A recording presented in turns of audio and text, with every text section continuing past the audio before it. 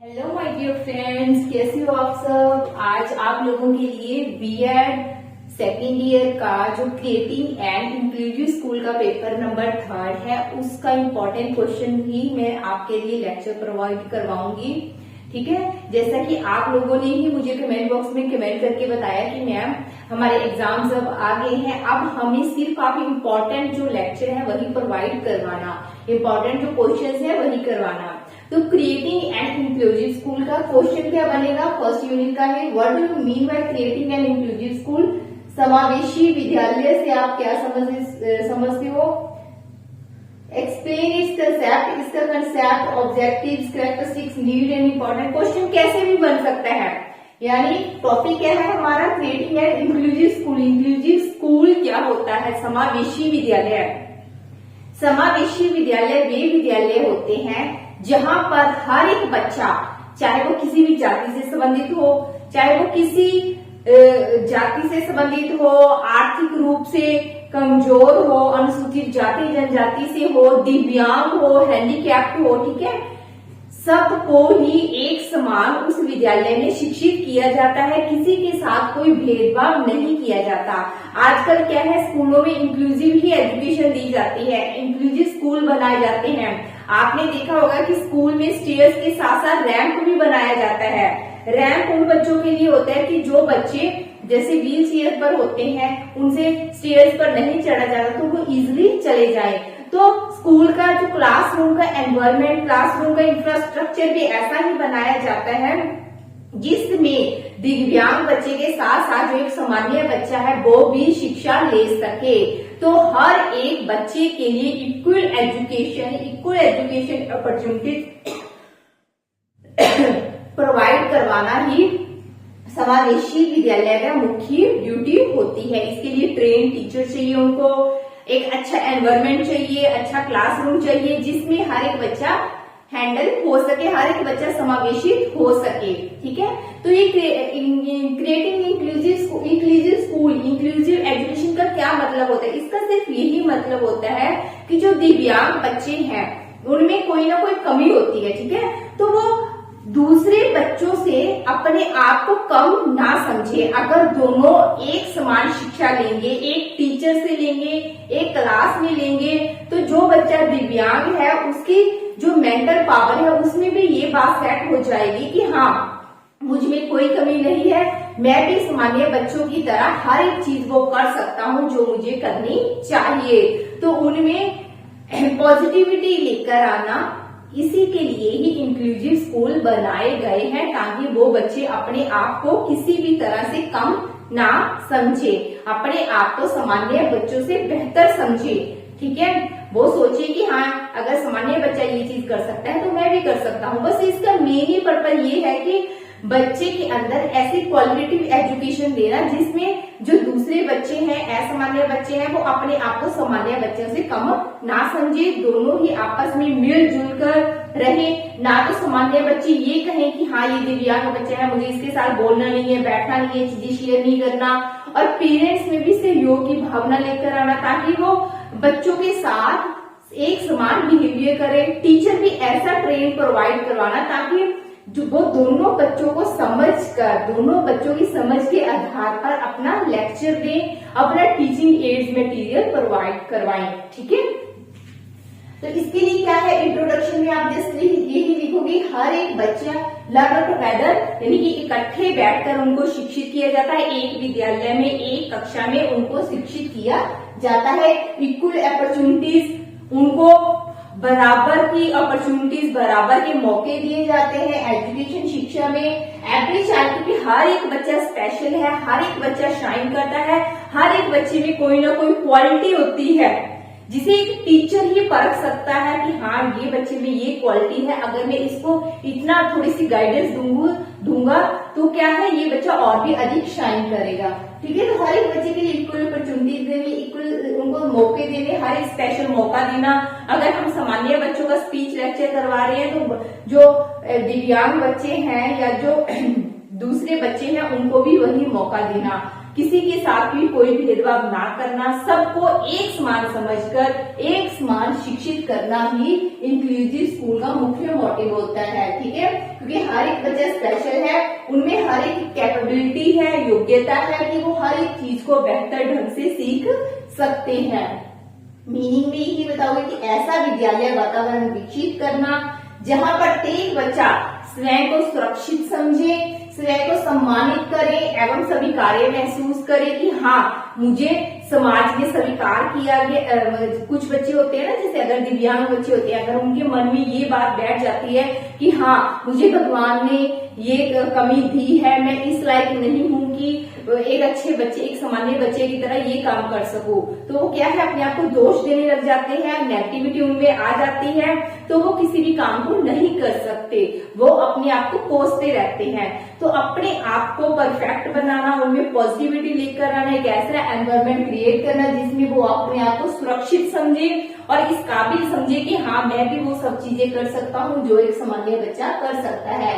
तो उनको equal opportunities देना, उनके हर एक चीज में पार्टिसिपेशन करवाना, रिस्पेक्ट करना उनकी विभिन्नता की। ठीक है, ये नहीं कहना कि हाँ आप तो ऐसे हो, आप वैसे हो, यानी टीचर को कभी भी नेगेटिव वर्ड्स नहीं बोलने चाहिए, तभी उनके लिए एक ट्रेन टीचर बुलाया जाता है। अलग से टीचर नहीं, एक ही टीचर होता है जो सामान्य बच्चों को और दिव्यांग बच्चों को दोनों को साथ मिलकर पढ़ाता है। चाइल्ड सेंटर टीचिंग होनी चाहिए। ठीक है, वही है बच्चा के अंदर कि बच्चा क्या सीखना चाहता है, उसके अंदर किस चीज की इच्छा है, उसी के अकॉर्डिंग ही बच्चों को टीचिंग मटेरियल प्रोवाइड करवाकर बच्चों को सिखाना। तो यूनेस्को ने क्या कहा है कि समावेशी शिक्षा सभी शिक्षार्थियों की विविध आवश्यकताओं को पूरा करने की प्रक्रिया है। कि किसी भी बच्चे में कोई भी डाइवर्सिटी हो, उसकी नीड को कंप्लीट करना ही इंक्लूसिव स्कूल कहलाता है। यानी कि समावेशी विद्यालय वो विद्यालय है जहां पर बच्चे की हर एक जरूरत को पूरा किया जाता है, बच्चे की रुचि के हिसाब से उनको ऐसा एनवायरमेंट प्रोवाइड करवाया जाता है कि बच्चा कुछ नया करने की सोचे, क्रिएटिविटी उनके अंदर आए, हर एक चीज को नया करे, नयापन के लिए सोचे, अपने आप को पॉजिटिव एनवायरमेंट महसूस करे, अपने आप को सुरक्षित महसूस करे। तो इसके ऑब्जेक्टिव्स क्या क्या है? इक्वल एजुकेशन अपॉर्चुनिटीज, हर एक बच्चे को बराबर अपॉर्चुनिटीज देना, मौके देना, डेवलप सोशल एडजस्टमेंट, बच्चों के अंदर सामाजिक एडजस्टमेंट की भावना को जागृत करना, भेदभाव को समाप्त करना, क्योंकि हर एक बच्चे को इक्वल समझना, एनकरेज पार्टिसिपेशन, हर एक बच्चे की सहभागिता को उत्साहित करना कि हर एक बच्चा हर एक एक्टिविटी में पार्टिसिपेशन करे। ठीक है, तो पॉइंट्स को आपने एक्सप्लेन करना है। टू डेवलप कॉन्फिडेंस, उनके अंदर कॉन्फिडेंस विकसित करना, क्रिएट डेमोक्रेटिक वैल्यूज, उनके अंदर नैतिक वैल्यूज, नैतिक मूल्यों को बढ़ावा देना, सर्वांगीण विकास करना, उनका हर पक्ष से विकास करना। उसके बाद कैरेक्टरिस्टिक्स क्या है इसकी? समान व्यवहार करना, हर एक बच्चे के साथ टीचर को हमेशा समान व्यवहार करना चाहिए, ये नहीं कि उसको दंड देना, जब उसको डांटना, उसको प्यार करना, यानी हर एक बच्चे की प्रशंसा करना, उसको एनकरेज करना, उनकी भावनाओं को समझना, उनके आइडियाज को एक्सेप्ट करना, आइडियाज को और अधिक बढ़ाना। शिक्षण विद्यार्थी की आवश्यकता के अनुकूल जो टीचिंग करवाया जाता है, शिक्षण जो टीचर एक लेक्चर दे रहा है तो बच्चों की नीड्स के अकॉर्डिंग ही दे। ये ना हो कि एक बच्चा देखने में असमर्थ है, उसको क्या है कि ऑरली बताना, ज्यादा से ज्यादा ऑरल अगर लेक्चर देंगे तो क्या है, जब उसको आगे बेंच पर बिठाना, जैसे उनमें नीड्स है उसे अकॉर्डिंग ही वैसा एनवायरमेंट क्रिएट करना। लचीला पाठ्यक्रम यानी क्या है कि चेंजेस करते रहना चाहिए। अगर ये लगता है कि पाठ्यक्रम बोझिल है बच्चों के ऊपर तो उसको चेंज करते रहना चाहिए। सहयोगात्मक अधिगम, हर एक बच्चे की इन्वॉल्वमेंट चाहिए, सहयोगात्मक कि हर एक सामान्य बच्चा दूसरे बच्चों के साथ मिलजुल कर खेले, पढ़े, हर एक एक्टिविटी में पार्टिसिपेशन करे, किसी भी बच्चे के मन में किसी दूसरे बच्चे के प्रति कोई घृणा ना हो, कोई भेदभाव ना हो। तो बाधा रहित वातावरण, सहायक तकनीक का प्रयोग, ज्यादा से ज्यादा टेक्नोलॉजी का यूज करके बच्चों को पढ़ाना, अभिभावकों एवं समुदाय की सहभागिता, ज्यादा से ज्यादा पेरेंट्स की इन्वॉल्वमेंट, सोसाइटी की इन्वॉल्वमेंट, उनको एनकरेज करना। तो नीड क्या है, इसकी जरूरत क्यों है? To provide education for all, हर एक बच्चे को एजुकेशन प्रोवाइड करवाना, इसके लिए जरूरत है। टू रिड्यूस सोशल इनइक्वालिटीज, असमानता को दूर करने के लिए।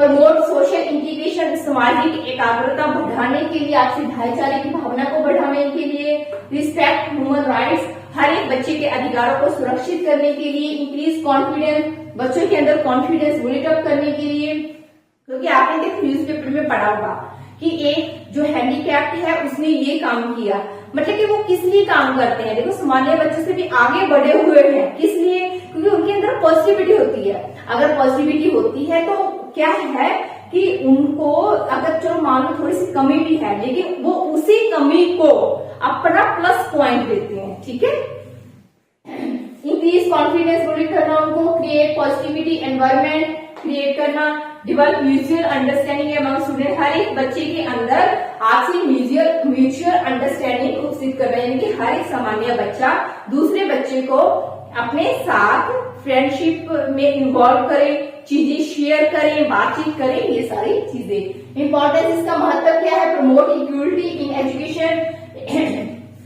समानता लाने के लिए, एनकरेज एक्सेप्टेंस ऑफ डाइवर्सिटी, विभिन्नता को दूर करने के लिए, डेवलप सोशल एंड इमोशनल, ज्यादा से ज्यादा सोशल इमोशनल स्किल्स को विकसित करने के लिए, सेल्फ कॉन्फिडेंस को इंक्रीज करने के लिए, राष्ट्रीय विकास में सहाय, क्योंकि हर एक बच्चे के अंदर अगर कॉन्फिडेंस लेवल हाई होगा, चीजों को क्रिएटिव ढंग से वो सोचेगा, नयापन करने के बारे में सोचेगा, तो समाज में कुछ वो नया करेगा, समाज में नया करेगा तो अपने आप ही राष्ट्र का विकास होगा। तो एक टीचर क्या रोल प्ले करता है? एक अच्छा टीचर वही होता है कि हर एक बच्चे की विभिन्नताओं को वो समझे, विभिन्नताओं के आधार पर वैसा ही क्लासरूम एनवायरनमेंट क्रिएट करे जिससे बच्चा और अधिक समझ सके।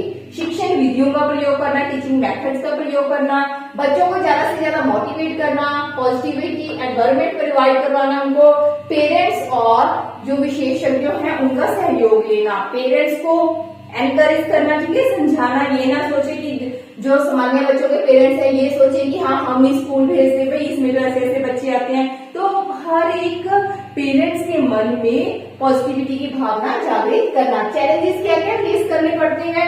ट्रेन टीचर्स की कमी है, क्योंकि टीचर ऐसे होते हैं कि उनको नहीं समझ आता कि मैं दिव्यांग बच्चों को या असामान्य बच्चों को, दूसरे बच्चों को कैसे पढ़ाऊं।